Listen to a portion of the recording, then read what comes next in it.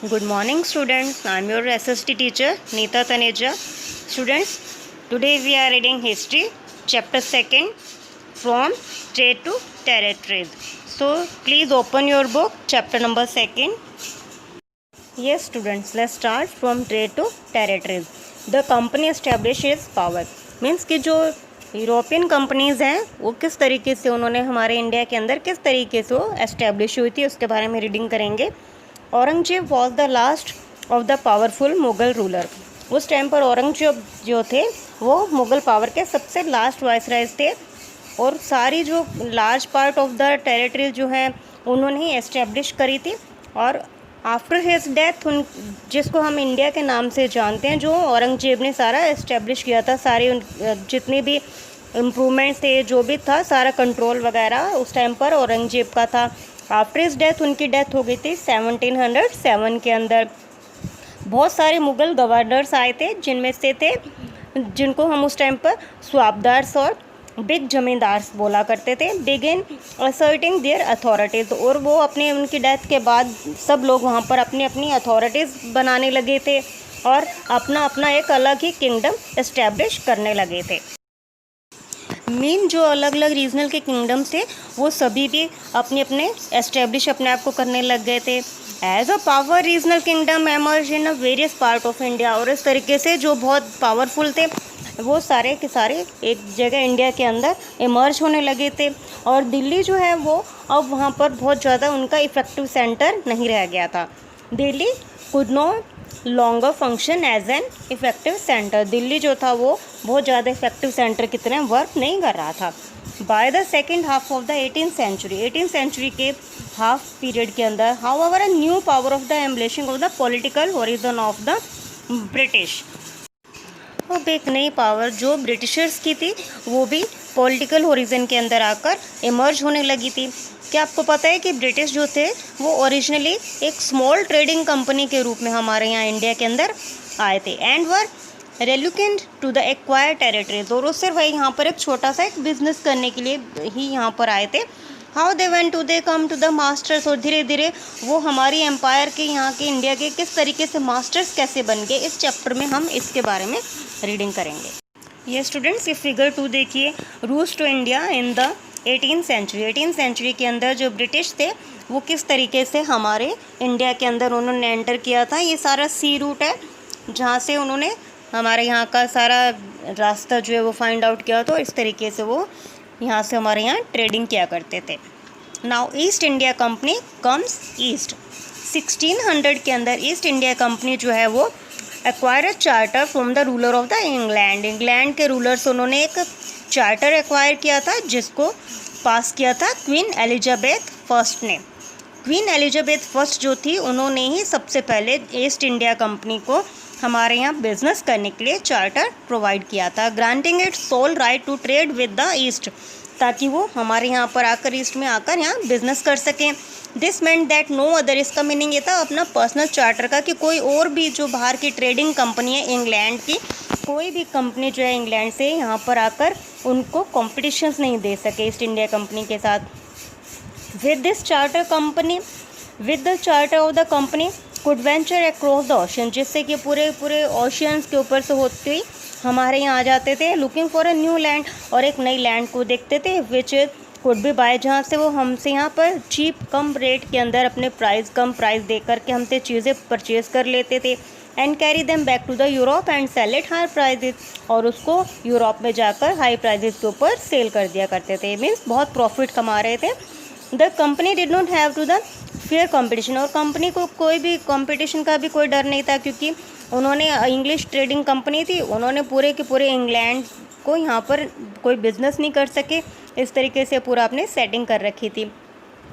Now mercantile trading companies in those days made profit primarily. और इस तरीके से वो बहुत ज़्यादा प्रॉफिट कमा रही थी. The royal charter however royal charter था और उसको कोई यहाँ आने से रोक भी नहीं सकता था. ये by the time of the first English ships के सेल डाउन होने से पहले ही वेस्ट कोस्ट ऑफ अफ्रीका से बहुत से वहाँ से भी आए थे. Round the Cape of the Good Hope वो भी बिज़नेस करने के लिए बहुत अच्छी अपनी होप्स लेकर आए थे अक्रॉस द इंडियन नेशन। और जो पोर्टुगीज़ थे, पोर्टुगीज़ में कौन, Vasco D gamma, Portuguese had already establish there presence. और इनके इंग्लैंड के यहाँ पर आने से पहले, ब्रिटिशर्स के आने से पहले पोर्टुगीज़ जो थे वो यहाँ बहुत पहले ही अपना आकर अपने आप को एस्टेब्लिश कर चुके थे, प्रेजेंस अपने शो कर चुके थे western coast of India and their base in Goa. और उनका बेस कहाँ बना रखा, तो उन्होंने अपना गोवा के अंदर बना रखा था।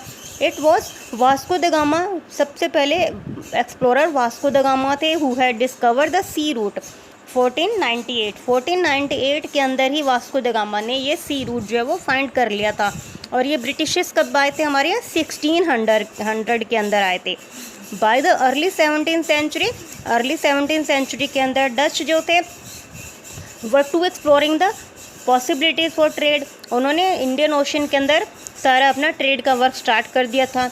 Soon the French traders arrived, और धीरे धीरे इस तरीके से फ्रेंच ट्रेडर्स जो थे वो भी हमारे यहाँ बिजनेस करने के लिए आने लगे। अब प्रॉब्लम हो गई क्योंकि अब पहले से ब्रिटिशर थे, उनको पता चला कि यहाँ पर तो पोर्टुगीज़ भी हैं, डचेस भी हैं, तो उनके साथ उनकी प्रॉब्लम हुई क्योंकि वो भी बिज़नेस करने के लिए आए थे।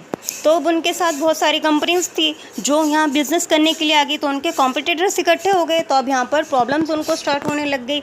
The problem was that all the companies were interested, सभी कंपनीज यहाँ से गुड्स परचेज करने में इंटरेस्टेड थी। यहाँ का इंडिया का जो था कॉटन, सिल्क, ये इंडिया के अंदर प्रोड्यूस होता था और उसके बाहर के यूरोपियन कंट्रीज़ के अंदर बहुत ज़्यादा मार्केट थी।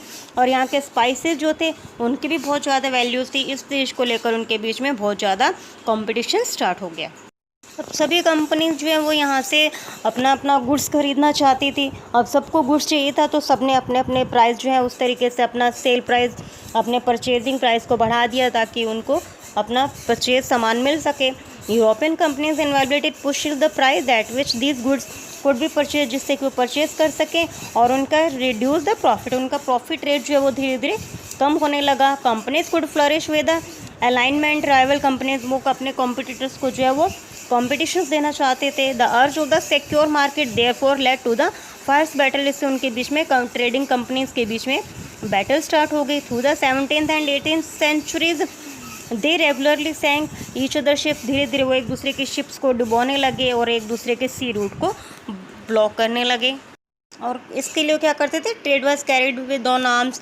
अब उनको अपनी अपनी आर्मीज भी रखनी पड़ने लग गई थी क्योंकि रास्ते में किसी तरीके से उनके ऊपर अटैक हो सकता था। तो उन्होंने उसके लिए क्या किया, अपना फोर्टिफिकेशन स्टार्ट कर दिया। फोर्टिफिकेशन मीन्स अपनी अपनी फैक्ट्रीज वहाँ बनाने लगे और वहीं से अपना वर्क स्टार्ट करने लगे। The effort of the fortified settlements, इसके लिए सेटलमेंट्स उनको करनी पड़ी। Profitable trade also intense conflict, local rulers, अब लोकल रूलर्स जो थे उनके साथ उनको कॉन्फ्लिक्ट स्टार्ट हो गया क्योंकि लोकल रूलर्स को ये प्रॉब्लम होने लगी कि भी बाहर की कंपनीज़ हैं और यहाँ पर आकर अपनी खुद की फैक्ट्रीज बनाकर और हमारे ही इंडिया के लोगों से अपना उसने फैक्ट्री के अंदर उनको वर्कआउट कैसे कर सकते जबकि हमारा खुद का काम है।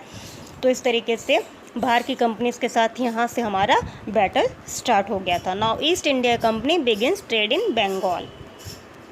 The first English factory was set up bank of the river Hooghly, Hooghly river पर 1651 के अंदर सबसे पहले इंग्लिश फैक्ट्री वहाँ लगाई गई थी। This was the base from which the company traders, ये बेस था जहाँ से कंपनी ट्रेडर्स जो है वो अपना वर्क करते थे जिसको फैक्टर्स ऑपरेटर्स बोला जाता था। This factory had a warehouse, वहाँ पर उनके वेयर हाउस में वर्क करने के लिए जो हाउस वगैरह बनाए जाते थे जहाँ सारा सामान अवेलेबल होता था।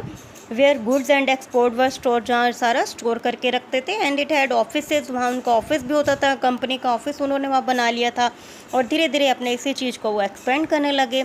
और कंपनी परसुएडेड मर्चेंट्स, और कंपनी के अपने अपने वहाँ से व्यापार स्टार्ट कर दिया, ट्रेडर स्टार्ट कर दिया, settle near the factory. By 1696 it began building, और धीरे धीरे वहाँ पर वो अपनी खुद की फोर्ट, बिल्डिंग्स ये सब बनाने लगे थे। 2 ईयर लेटर, इसके 2 ईयर्स के बाद, 2 ईयर्स के अंदर ही देखिए उन्होंने कितना सारा अपना यहाँ पर सेटलमेंट कर लिया था हमारे इंडिया के अंदर, अपने खुद का बिजनेस बना लिया, फैक्ट्रीज बना ली, बिल्डिंग्स बनाने लग गए, अपने फोर्ट्स तक बनाने लग गए थे। तो 2 ईयर्स लेटर इन बर्बर Mughal officials into giving the company zamindari rights over 3 village, उन्होंने 3 विलेज के ज़मींदारी भी वो खुद ही देने लगे थे कि वो उन्हीं से ट्रेड, उन्हीं से टैक्सेस लेकर उनको देंगे।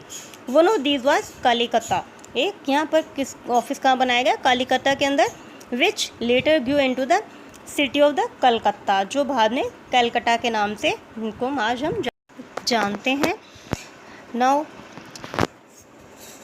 विच later grew in Calcutta, it also persuaded in Mughal emperor Aurangzeb to issue a farman granting a company the right to the trade duty free. अब उन्होंने कहा कि एक जो औरंगजेब के टाइम पर जो मुगल एम्परर औरंगजेब थे, उनको बोला कि उन्होंने एक कि फरमान इशू कर दिया जाए। फरमान इशू होता है कि रॉयल ऑर्डर दे दिया जाए कि हाँ आप यहाँ पर इजीली अपना बिजनेस ट्रेड कर सकते हो और उसके ऊपर आपको कोई किसी तरीके का टैक्स नहीं लगेगा।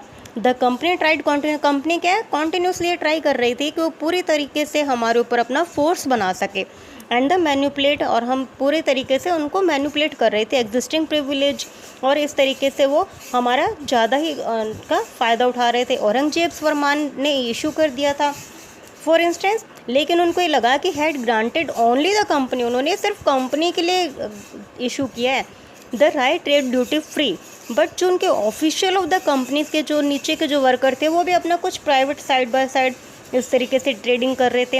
Who were carrying the private trade on the side were expected to pay duty, लेकिन उनको जो है वो टैक्स जो है वो पे करना पड़ेगा।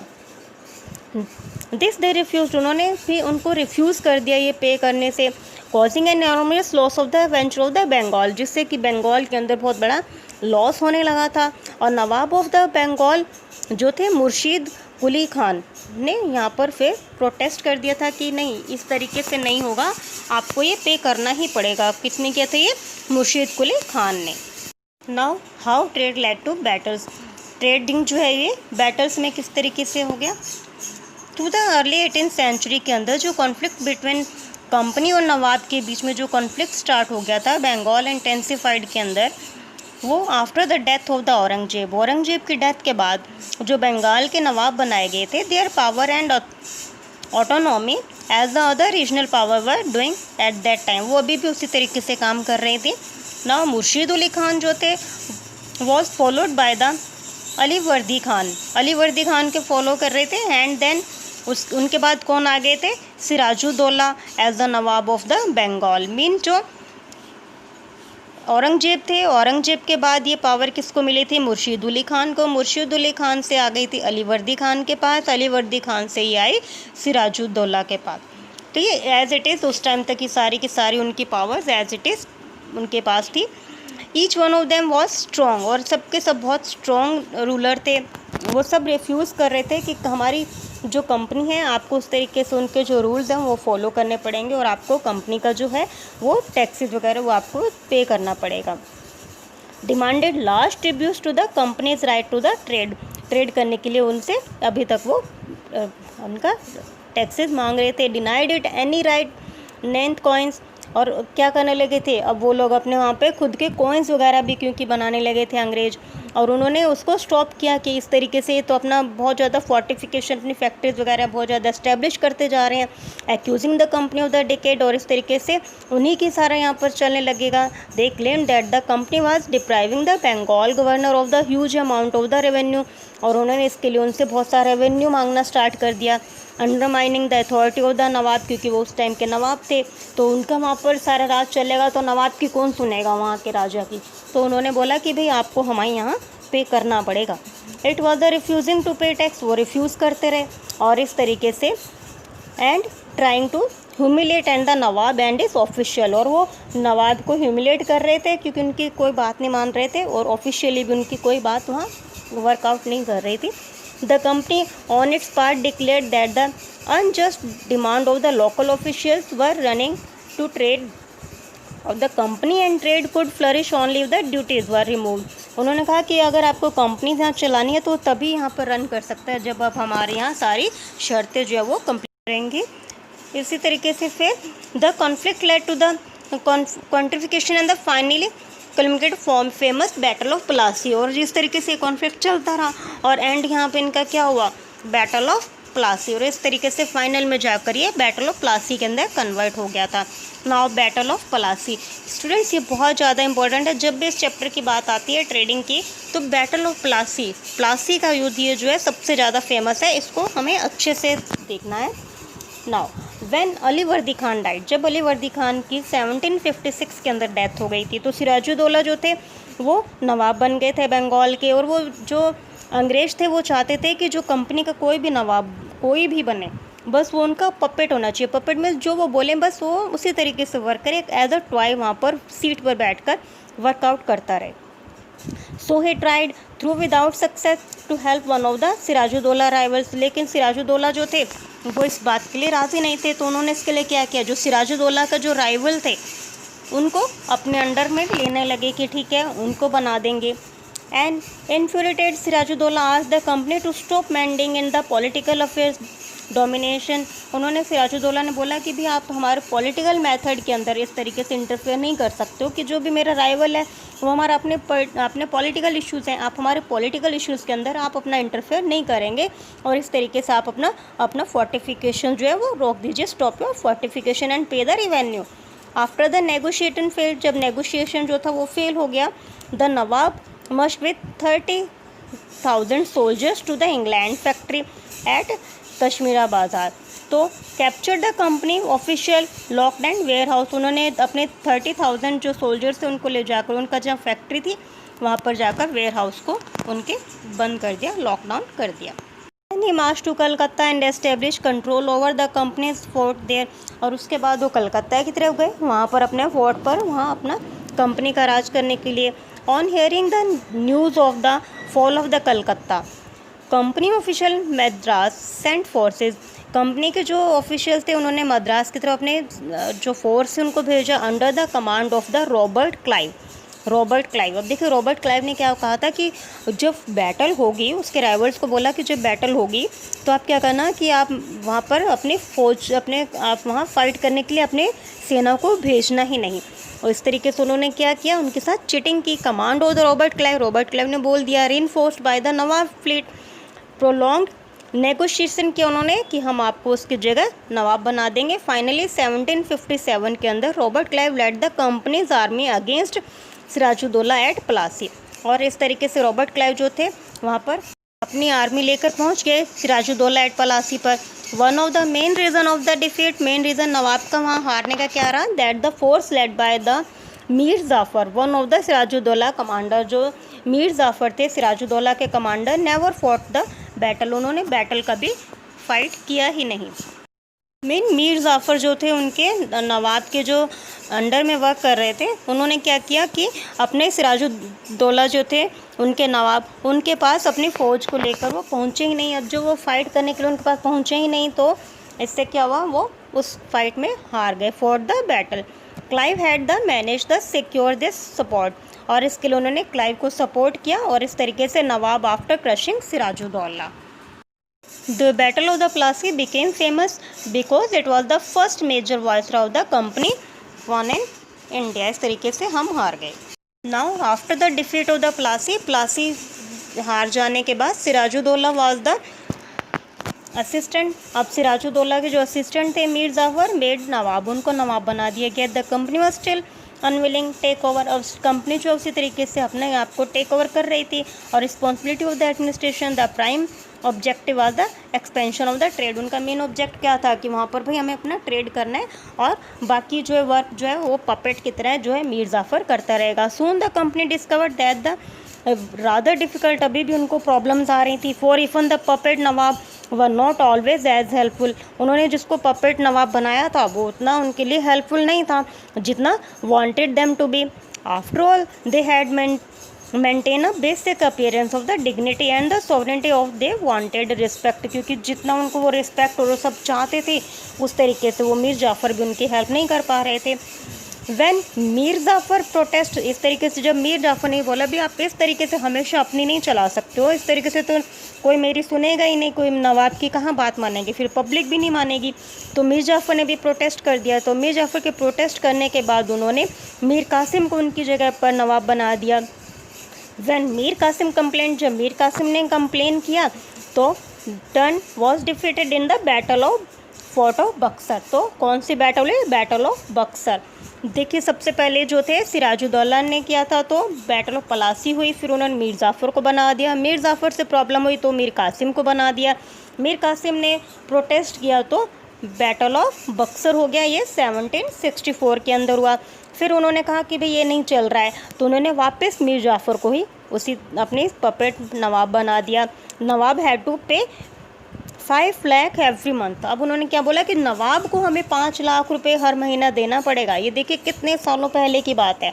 उस टाइम के 5 लाख रुपये तो उन्होंने बोला हर मंथ हमें देने पड़ेंगे। But the company wanted more money to finance it wars and the meet to demand of the trade.